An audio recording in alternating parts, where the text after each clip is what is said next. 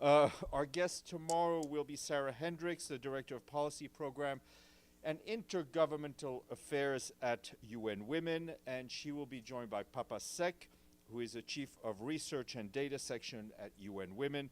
They will be here to talk to you about the report Women's Rights in Review 30 Years After Beijing. They will also speak about the events surrounding International Women's Day, which is Saturday, but which will be marked on Friday here at the UN. And on Friday, we will mark the day with an official commemoration in the General Assembly Hall. Our Secretary General will deliver remarks. He will be joined by a number of other people, including, of course, Sima Bahous, the Executive Director of UN Women, and also Ali Reisman, the world champion gymnast and advocate, Ingrid Silva, the first dancer from the Dance Theater of Harlem, Jahad Dukere, a UN Women Goodwill Ambassador for Africa, and the cast of the Broadway show Suffs, who will be performing. I myself will not be performing, but I encourage you all to attend. I think it's going to be quite a show that our colleagues at UN Women are putting together. We'll share the SG's remarks and all of that. Yes, that is Friday. Mark it on your calendar, Deji. It starts at 10. Okay, good. And I have an announcement on Cyprus, which a number of you have been waiting for. And I can tell you that the Secretary General will convene the two Cypriot leaders and the Guarantor Powers of Greece, Türkiye, and the United Kingdom for an informal meeting on Cyprus at the UN office in Geneva, and that will take place from the 17th to the 18th of March. This meeting is being held in the context of the Secretary General's Good Office's efforts on the Cyprus issue and in line with the commitments, his commitments from October 15th, 2024. The informal meeting will provide an opportunity for meaningful discussion on the way forward on the Cyprus issue. The United Nations remains committed to supporting the Cypriot leaders and all Cypriots. The Security Council held close consultations, or is currently holding close consultations on the Middle East. They're hearing a briefing from Sigrid Kaag, the Senior Humanitarian and Reconstruction Coordinator for Gaza. She briefed by video conference. This was her last briefing to the Council in that capacity. As you know, she will now serve solely as the UN Special Coordinator for the Middle East peace process. She noted that council members that Israel announced a suspension of humanitarian aid to Gaza on Sunday, March 2nd, pending further discussions on the next phase of the ceasefire agreement. She recalled that the Secretary General has urged the parties to uphold their commitments and implement them in full, and for member states to use the leverage they have to support this. Turning to the situation on the ground in Gaza itself, our humanitarian colleagues warn that recent closures of all crossing points for cargo is undoing critical progress made in delivering vital, life-saving assistance since the ceasefire took hold on January 19th. OCHA tells us that food security in Gaza is at risk of worsening. Humanitarian partners warn that if disruption to aid continues, at least 80 community kitchens may be forced to suspend their activities and no longer work. Meanwhile, we and our partners are still distributing food parcels and flour to households. These distributions may be reduced or suspended so that bakeries continue to receive the supplies required for them to keep operating and keep making bread. Food security partners are also distributing vegetable seeds and animal feed to support the restoration of local food production, but this too depends on a steady inflow of supplies. For its part, our colleagues at the UN Population Fund underscore that the cutoff of aid will have far-reaching consequences for women and girls. Over the past 10 weeks, UNFPA and its partners have provided 170,000 women and girls with reproductive health and protection services, set up 16 temporary health facilities, and supported thousands of pregnant women, along with providing vital supplies to nearly 4,500 mothers. Education is another concern. Access restrictions are making it harder for schools to resume learning activities, given shortages of educational supplies in the markets. Some students may have been able to return to school after displaced families vacated school buildings that had been used as shelters. However, those facilities lack proper furniture, clean water, functioning toilets and basic materials such as paper and pencils. Beyond access, OCHA reminds us that funding for the humanitarian response remains a major challenge. More than 2 months into the year, we've secured less than 4% of the $4 billion required to meet the most basic humanitarian needs across the occupied Palestinian territory, especially in Gaza. The scale of the needs is staggering, and unfortunately, so is the shortfall in funding. Moving north to southern Lebanon, our peacekeeping colleagues there at UNIFIL, the UN interim force in Lebanon, continue to observe and hear gunshots in their area of operations, as well as sporadic military activity by the Israeli Defense Forces. UNIFIL is continuing to accompany and support the Lebanese armed forces to redeploy in southern Lebanon. As for now, the Lebanese armed forces has deployed with the support of the UN peacekeepers to more than 100 southern Lebanese locations between the Litani River and the Blue Line. Our peacekeepers have continued to discover caches of unauthorized weapons and ammunitions, including yesterday a number of them in our sector west. All of them were duly reported to the Lebanese armed forces. This latest phase of the conflict has, you can imagine, left southern Lebanon, especially areas close to the Blue Line, heavily littered with unexploded ordnance, posing a very serious risk to civilians. UNIFIL deminers continue to assist Lebanese authorities in finding and destroying those explosive remnants. Between the 21st and the 21st of October and the 26th of February, 44 unexploded ordnances and 6 improvised explosive devices were discovered and destroyed by our UN peacekeepers. Meanwhile, peacekeepers continue to facilitate humanitarian missions in their area of operation, which all those missions are crucial to support the return of people displaced by the conflict, with over 60 such missions since the cessation of hostilities took effect. Separately, UNIFIL has informed that 31 arrests have been made in connection with the attack on February 14th of a UNIFIL convoy near the Beirut airport. The mission continues to follow up with the Lebanese prosecutor on this case. It's important that those who are responsible for that attack be brought to justice. And as you will recall, the attack targeted the then deputy force commander and a number of his companions. Turning to the Democratic Republic of the Congo, our humanitarian colleague warned yet again that today armed violence and human rights violations continue to harm civilians and people who are fleeing their homes in the eastern parts of South Kivu, North Kivu, and Ituri.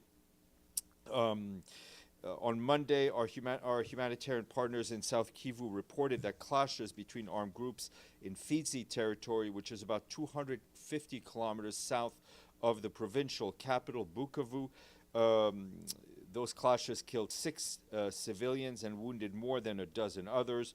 More than 300 people fled impacted villages in that area. We and our partners are continuing to do everything possible to provide life-saving assistance to civilians in need, especially hostilities, those who are stuck in hostilities, face hostilities and other challenges. To that end, OCHA welcomes the European Union's recent announcement that they will deliver 44 tons of emergency relief, including medicine, nutrition, supplies. This urgently needed assistance will help boost the response in both North Kivu and South Kivu.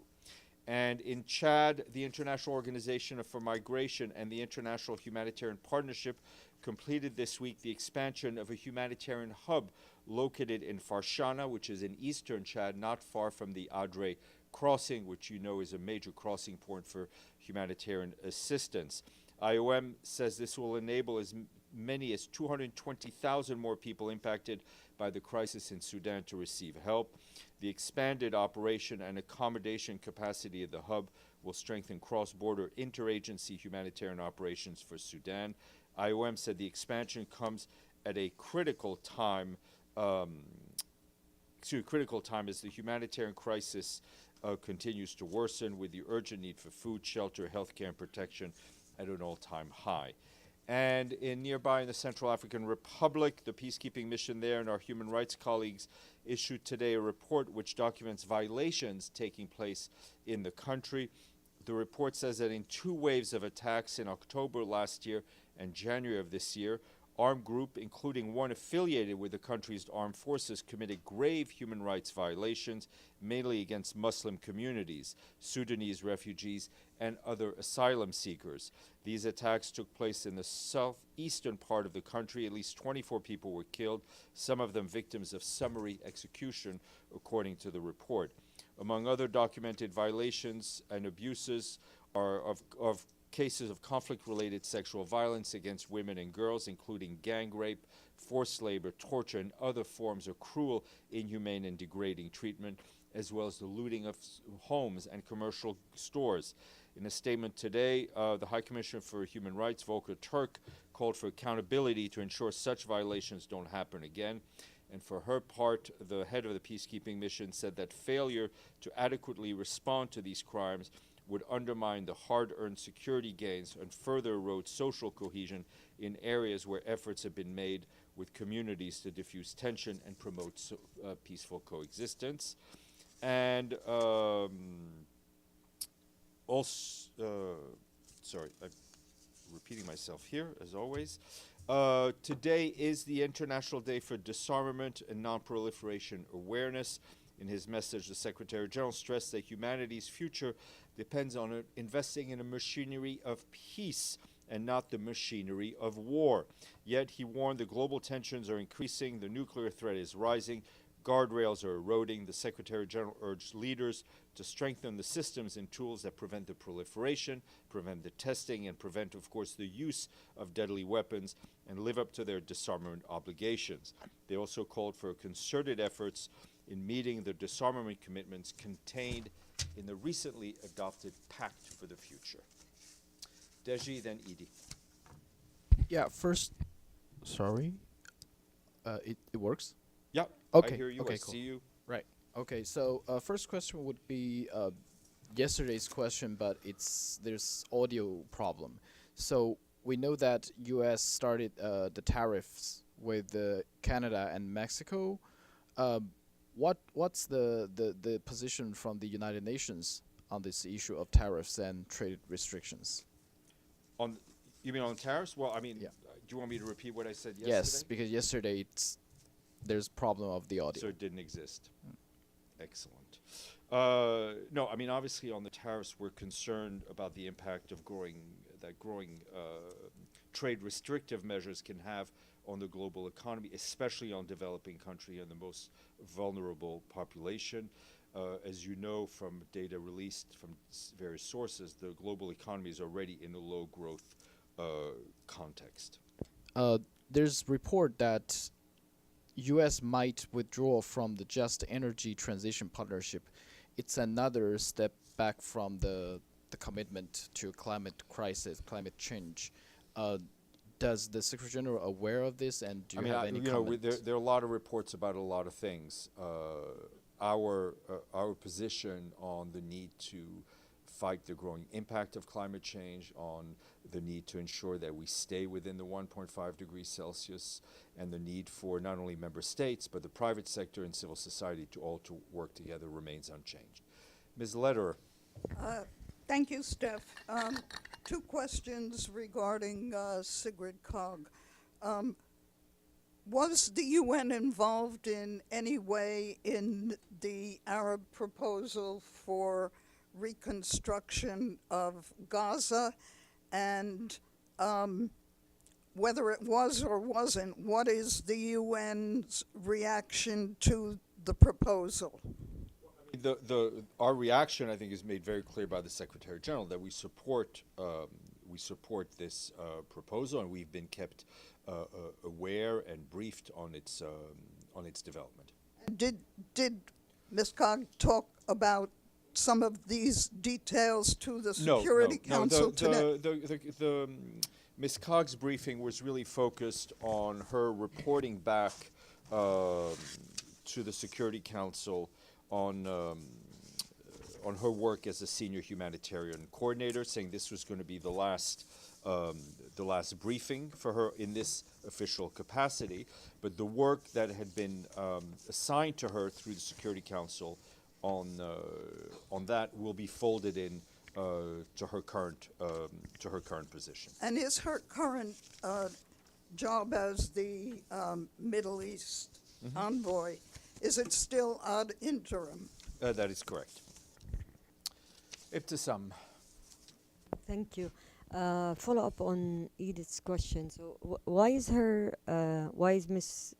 Kag's position still actually not? Why is she not? Why is it what? Sorry. Why is she not the permanent? Because it is an interim position. As soon as there's a permanent arrangement, we will share that with you. Okay, and my other question is on also on the Arab initiative, and whether you have any there are some news reports that the Trump administration rejected it. Any comments? Well, I mean, I can only state what we think is that, I mean, the Secretary General is being very supportive of this initiative. Okay, sorry, another follow-up. So the initiative has an administrative committee for 6 months. Is there any role that the UN is playing there? I mean, we are staying in very close touch with the Arab League on this initiative. Senor. A new follow-up on the same issue. Keep following. What does the Secretary General think of the idea of excluding Hamas of any solution in the near future? Because as it seems that it is the only structure existing in Gaza at this moment, apart from the UN. I think the Secretary General said it in his remarks that the Palestinians will have to choose who leads them. We, of course, recognize the Palestinian Authority as the legitimate representatives, and they sit here at the UN as a permanent observers. But what is important for the Secretary General, and again, he said it, and Ms. Kag talked about it as well, is the need for a political horizon, that we need to restart, to give hope that there can be a political horizon where we have two states, Israel and Palestine, and where both Israelis and Palestinians are able to live in security and safety. But what if major actors in the region, like United States, European Union, some Arab countries, exclude or try to exclude Hamas of this solution? Look, there is the Palestinians are entitled to live in a democratic country and choose their own leaders. But as we said, that is the framework right now is the Palestinian Authority as their legitimate representatives. Okay. Yes, Evelyn. I don't think there's anybody online. Your microphone. Thank you, Steph.